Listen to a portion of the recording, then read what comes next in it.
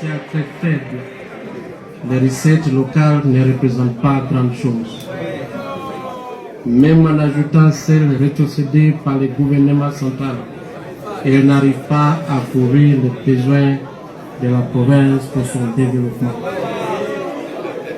Si je lui ai annoncé ma vision et mes ambitions pour développer notre province, certainement, cela demande beaucoup de moyens par rapport aux recettes produites en général. Pour augmenter les recettes, mon gouvernement va faire ce qui suit. 1. Élaborer un plan de maximisation des recettes basé sur éthique pour encadrer les personnels chargés du recouvrement des recettes. 2. Créer un bon climat des affaires pour faciliter les investissements directs dans la province. 3. Inventorier tous les grands projets de la province en vue de les représenter aux investisseurs et partenaires extérieurs pour leur financement. 4. Faire des montages financiers pour obtenir des fonds auprès des partenaires. Et 5. Envisager de signer des accords de jumelage avec les villes de certains pays développés. Ainsi, mon gouvernement mettra fin à toute ingérence des autorités politico-administratives dans les processus de désignation et de la gestion du pouvoir coutumier.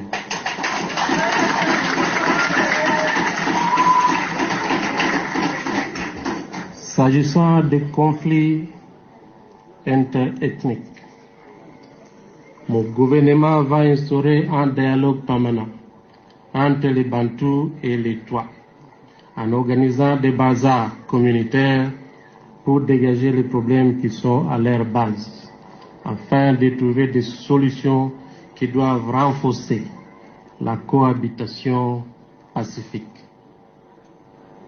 S'agissant des groupes armés,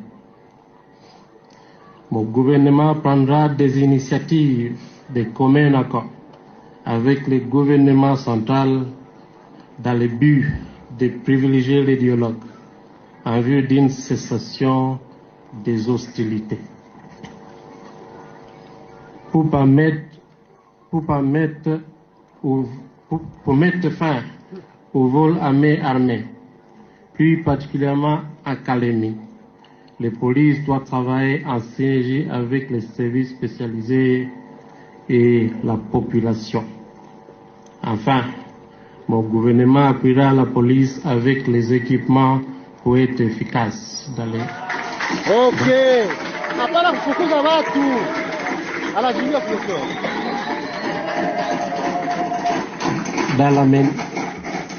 dans la maintien de la paix et enfin, l'éclairage public sera instauré. Honorables députés, la réussite de tous ces objectifs liés à la sécurisation de la province nécessite l'implication de tout le monde, la société civile, les notables, les acteurs politiques, toutes classes confondues et de la population.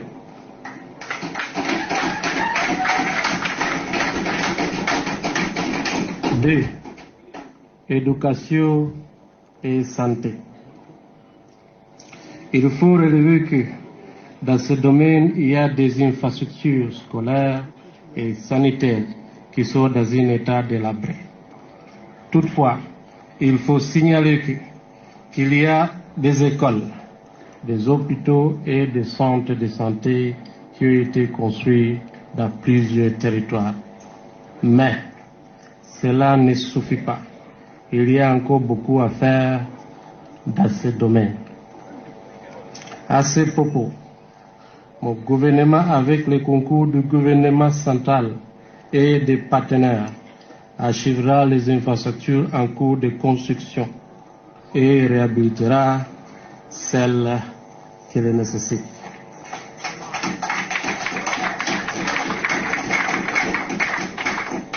Dans le secteur de l'éducation, honorables députés, je vous informe que le niveau de nos enfants est faible dans nos territoires. Dans le cadre d'encadrement et de soutien, je suis moi-même témoin. Après avoir envoyé quelques élèves poursuivre les études ailleurs, ces derniers ne se sont pas adaptés. Et pire, d'autres ont été retournés dans des classes inférieures. Pour améliorer ce secteur, mon gouvernement va se focaliser sur ce qui suit. Chercher des moyens pour construire de nouvelles écoles. Faire un plaidoyer pour que l'enseignement primaire soit gratuit conformément à la Constitution.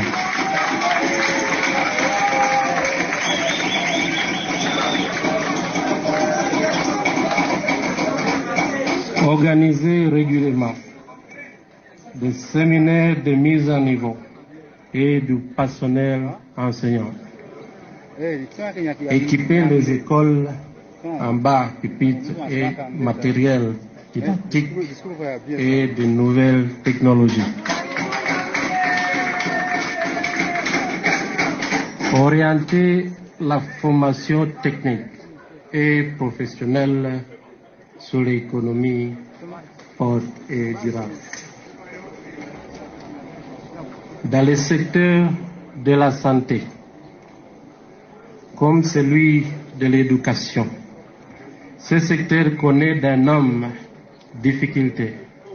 Nous assistons aujourd'hui à la réapparition de certaines maladies endémiques, telles que le choléra, la tuberculose, la poliomyélite et la rougeole. Pour éradiquer ces maladies, honorables députés, mon gouvernement va s'engager à accompagner la mise en œuvre du plan provincial de développement sanitaire. Cela consiste à contribuer à l'amélioration de l'état de santé de façon à permettre à tous de vivre en bonne santé et de promouvoir le bien-être de tous dans le cadre de la couverture sanitaire universelle. En plus, mon gouvernement va initier la campagne de soins collectifs à travers toute la province, comme nous l'avons diligenté dans les territoires de Manono à l'époque.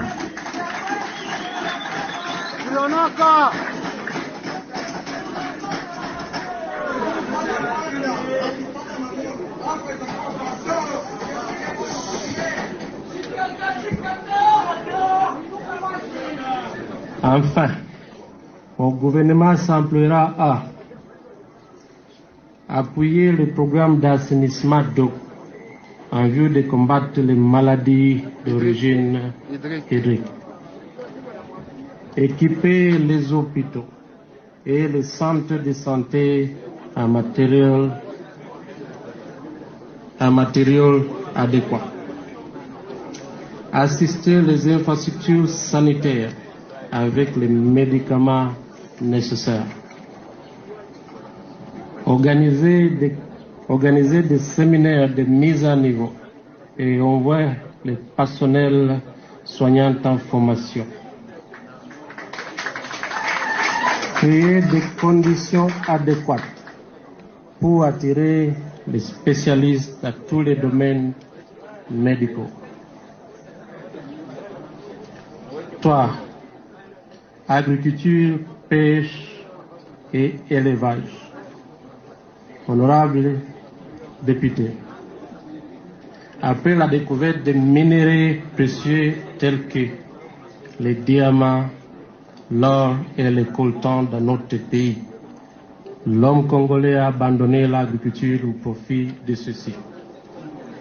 À l'époque, les provinces du Tanganyika étaient en grenier agricole qui nourrissait d'autres provinces.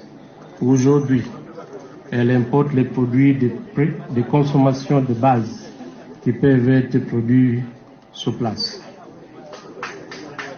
Pour renverser cette situation, plusieurs mesures seront envisagées par le gouvernement, notamment identifier, sélectionner, recruter et affecter des agronomes qui doivent descendre dans tous les territoires pour déterminer les terres arables, les cultures qui peuvent être produites avec ce.